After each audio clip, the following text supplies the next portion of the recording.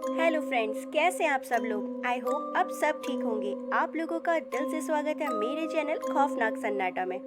मैं भावना लेकर आ गई हूँ आपके लिए एक नई स्टोरी। चलिए स्टोरी स्टार्ट करते हैं। शाम के 5 बज रहे थे। उसी वक्त सिया का मोबाइल बज उठा।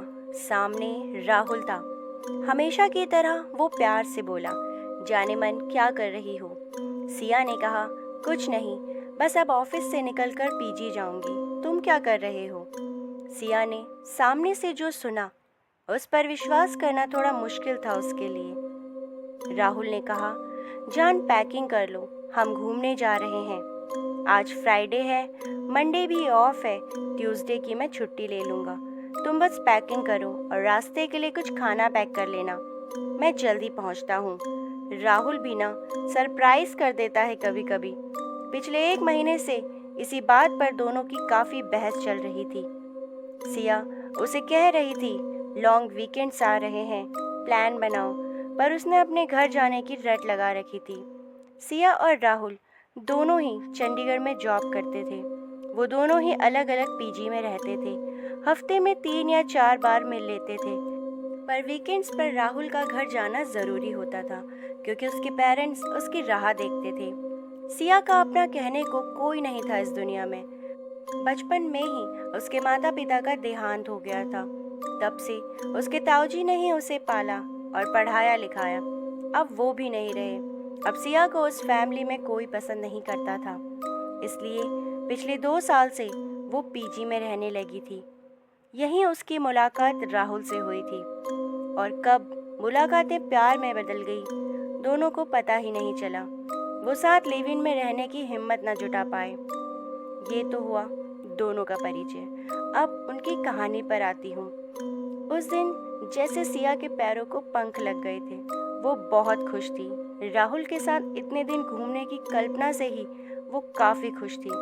उसने जल्दी से सब ज़रूरी चीज़ें पैक की, अपने वॉकिंग शूज़ पहने और रेडी हो गई थी। तभी फ़ोन पर मिस्ड कॉल आई। वो समझ गई कि राहुल आ गया है। उन्होंने जल्दी से सामान गाड़ी में रखा। दोनों बहुत खुश थे। राहुल ने कहा, सिया बी रेडी, हम इंजॉय करेंगे। वो पूरी रात ड्राइव करते रहे और सुबह की पहली रोशनी के साथ वो उत्तराखंड के एक छोटे से हिल स्टेशन पर पहुंच चुके थे। वहां थोड़ा घूमने के बाद दोनों ने रहने के लिए नदी किनारे एक शांत कॉटेज में रूम बुक कर लिया। सिया बहुत खुश थी। रूम में बड़ी बड़ी खिड़कियां और सामने खूबसूरत नदी। राहुल जानता था सिया को क्या पसंद है। उन्होंने जल्दी से फ्रेश होकर पहले अपनी नींद पूरी की। सिया की आंख 4 बजे के लगभग खुली। राहुल अभी भी सो रहा था। सिया को काफ़ी भूख लगी थी। वो खाने के लिए कुछ ढूंढने लगी। तभी उसे लगा जैसे कोई गुनगुना रहा है। उसने दरवाज़ा खोला तो लॉबी के आखिरी हिस्से में बड़ी सी खिड़की पर एक लड़की अपना सर टिकाए खोई हुई सी गुनगुना रही थी। उसकी पीठ सिया की ओर थी और उसके बाल घुंघराले बिखरे हुए। सिया को लगा, यहाँ कोई और भी है, चलो अच्छा है, साथ में कोई अपनी उम्र का है, ट्रैकिंग में मज़ा आएगा। तभी राहुल ने सिया को आवाज़ दी, कहाँ गई। और तभी उस लड़की ने मुड़कर सिया को देखा। वो बहुत ज़्यादा गोरी थी। सिया को देख वो मुस्कुरा दी। सिया ने भी मुस्कुराकर अपना सिर हिलाया। राहुल और सिया दोनों तैयार होकर लगभग 5 बजे के करीब कस्बे की ओर निकले। अब दोनों भूख से परेशान थे। आगे कुछ दूरी पर उन्हें एक छोटा सा ढाबा दिखा। वहाँ उन्होंने पेट भर के खाना खाया। ढाबे का मालिक एक बूढ़ा सा आदमी था। वो कहने लगा, आप लोग कहाँ रुके हो, हम लंच बॉक्स भी भेज सकते हैं। जब उन्होंने बताया कि वो कहाँ रुके हैं तो वो बूढ़ा और ढाबे में जितने लोग थे सब एकदम चौंक गए। कुछ बोला तो नहीं किसी ने, पर कानाफूसी होने लगी थी। अब दोनों को थोड़ा अजीब लगा, पर दोनों उस वक्त वहाँ से निकलकर नीचे बाजार की तरफ घूमने निकल गए। आते वक्त रात का खाना पैक करवाकर दोनों 9 बजे के करीब कॉटेज पहुँचे। मेन गेट पर विनायक काका मिल गए। वो कॉटेज के केयर टेकर थे। उन्होंने बताया, यहाँ सिर्फ ब्रेकफास्ट और चाय कॉफ़ी ही मिल सकती है, पर पीछे की तरफ किचन है जहाँ आप खुद खाना बना सकते हो। राहुल उनसे आसपास घूमने की जगह पूछने लगा और सिया रूम की तरफ बढ़ चली। लॉबी पर पहुंचते ही उसे एक ठंडी हवा का एहसास हुआ। वो चाबी अभी की हॉल में लगा ही रही थी कि साथ के कमरे से धीमे संगीत की आवाज आई, बहुत ही मधुर पर उदास सा। उसे अचानक वो लड़की याद आ गई। पीछे पीछे राहुल आ गया। वो कहने लगा, अंदर चलो, यहाँ क्यों खड़ी हो? उस रात काफी बारिश हो रही थी। अचानक सिया को प्यास लगने लगी। उसने फोन उठाकर देखा तो रात के 2 बज रहे थे। बारिश की रिमझिम और रात का सन्नाटा अलग ही दुनिया लग रही थी। राहुल को देखा तो वो किसी छोटे बच्चे की तरह सो रहा था। सिया ने उठकर खिड़की खोली और बारिश की बूंदों को अपने चेहरे पर महसूस करने लगी।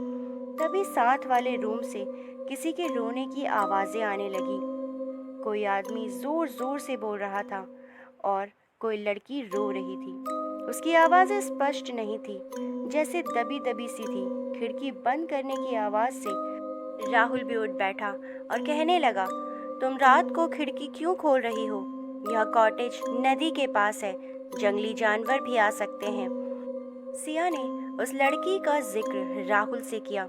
सिया को लगता है वो कोई विदेशी है। राहुल बोला, उन्हें छोड़ो, कल तुम्हें एक वाटरफॉल पर ले जाऊंगा।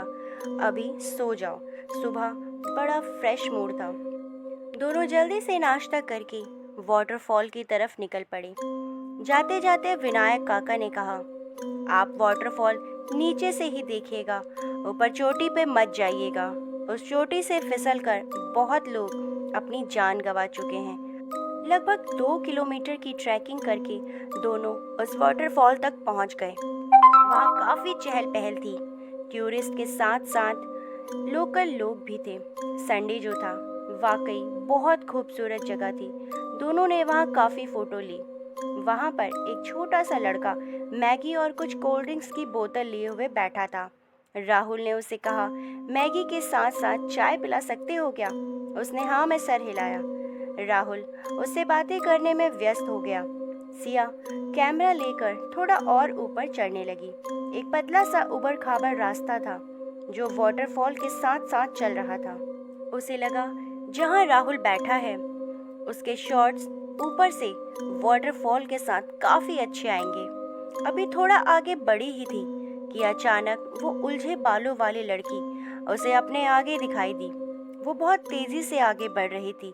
सिया लगभग भागते हुए उसके पास पहुंची।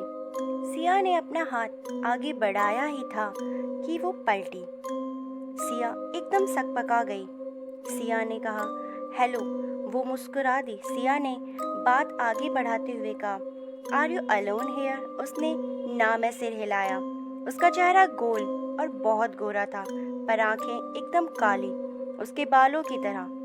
वो बेहद खूबसूरत थी। सिया ने पूछा, आप कहाँ से हो? इस बार वो धीमी आवाज में बोली, मैं भी भारतीय हूँ। सिया ने कहा, ओह, मुझे लगा आप विदेशी हो।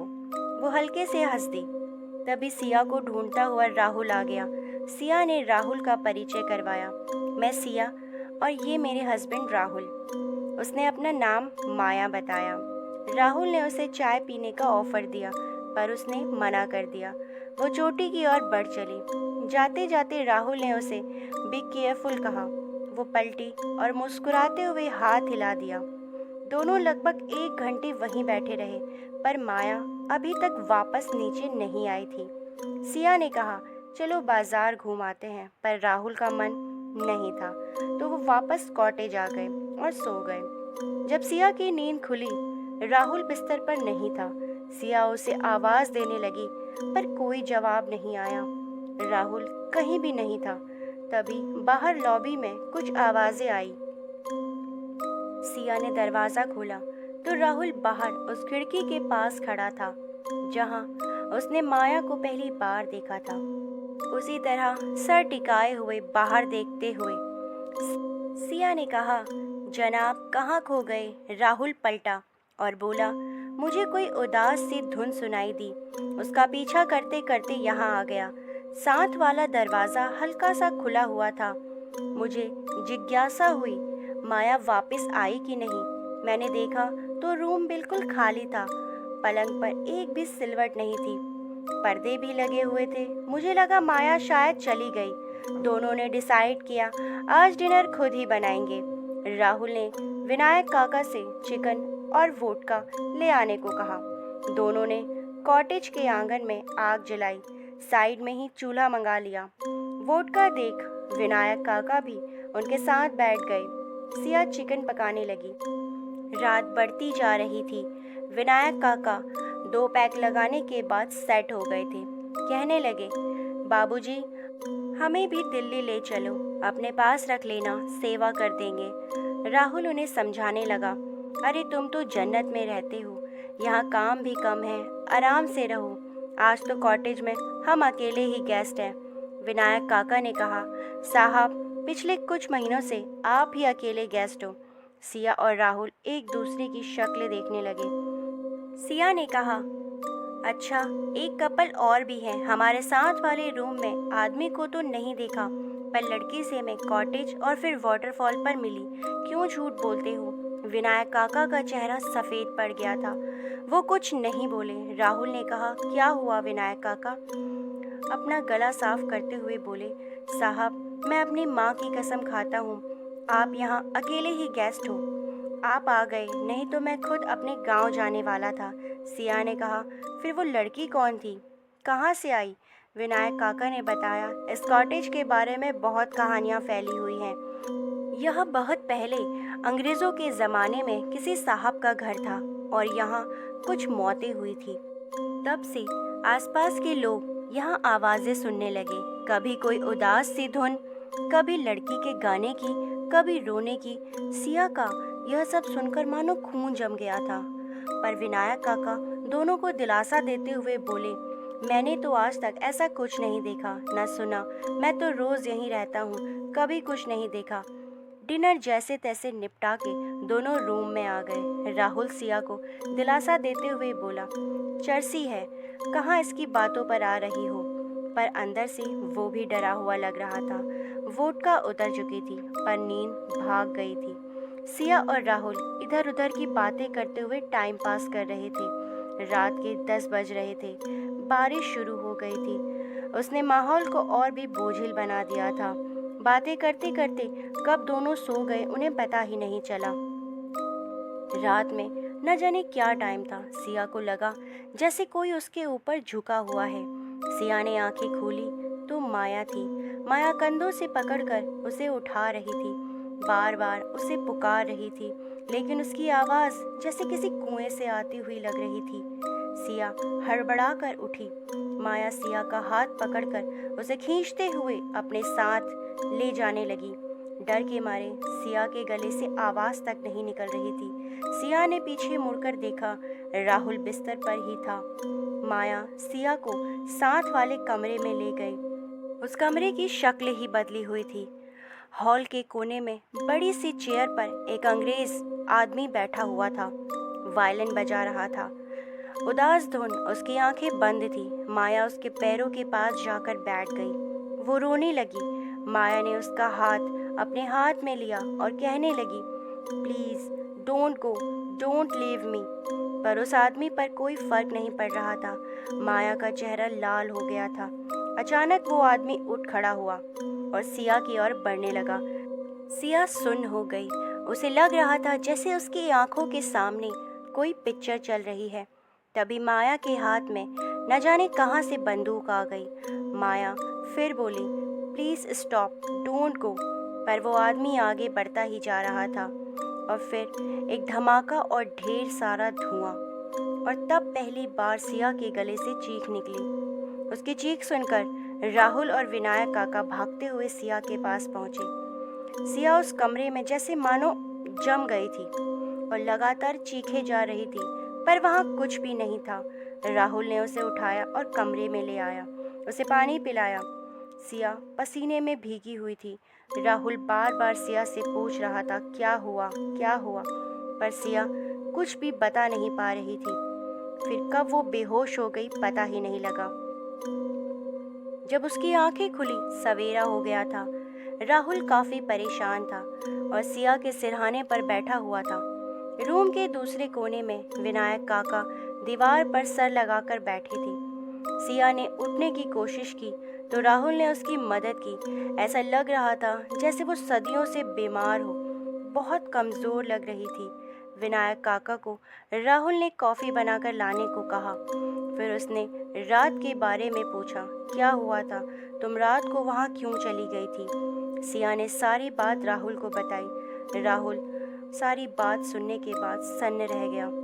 उसने जैसे तैसे पैकिंग की, सिया को सहारा देकर तैयार करवाया और दोनों वहाँ से निकल पड़े। कॉटेज से जैसे जैसे दूर जा रहे थे, सिया के शरीर में मानो जान वापस आ रही थी। दोनों बाजार में पहुंच गए। राहुल ने एक छोटे से ढाबे पर गाड़ी रोक दी। उस आदमी से चाय बनाने को कहा।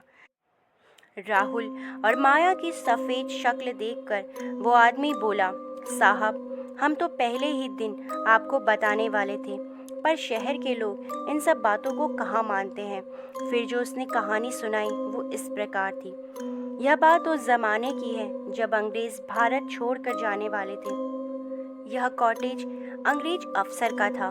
उसकी फैमिली इंग्लैंड में थी। वो लगभग 40 साल का हट्टा खट्टा आदमी था। कुछ साल पहले वो एक लड़की जिसका नाम माया था को अपने साथ ले आया था। वो बेचारी उससे बहुत प्यार करती थी, पर जब अंग्रेज भारत छोड़कर जाने लगे तो वो भी माया को छोड़कर जाने लगा। उसे वो साथ कैसे ले जाता। इंग्लैंड में उसकी बीवी और 4 बच्चे जो थे। माया सारी जिंदगी जिसे प्यार समझ रही थी, वो तो बस मन बहलावा था।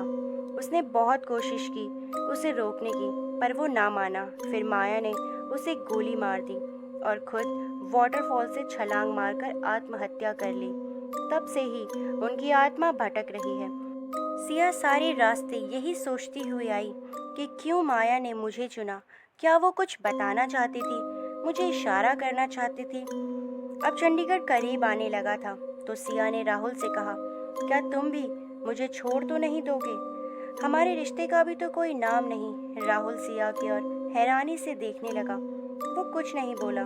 जिंदगी वापस आकर फिर बिजी हो गई। एक शाम मेरा फ़ोन बजा। हेलो, जाने मन रेडी हो जाओ, मम्मी पापा आ रहे हैं। उलझे बालों वाली लड़की ने मेरी ज़िंदगी सुलझा दी थी। मैं उम्मीद करती हूँ मेरी आज की स्टोरी आपको पसंद आई होगी। ऐसे ही इंटरेस्टिंग स्टोरीज़ के लिए मेरी चैनल को सब्सक्राइब करना ना भूलें।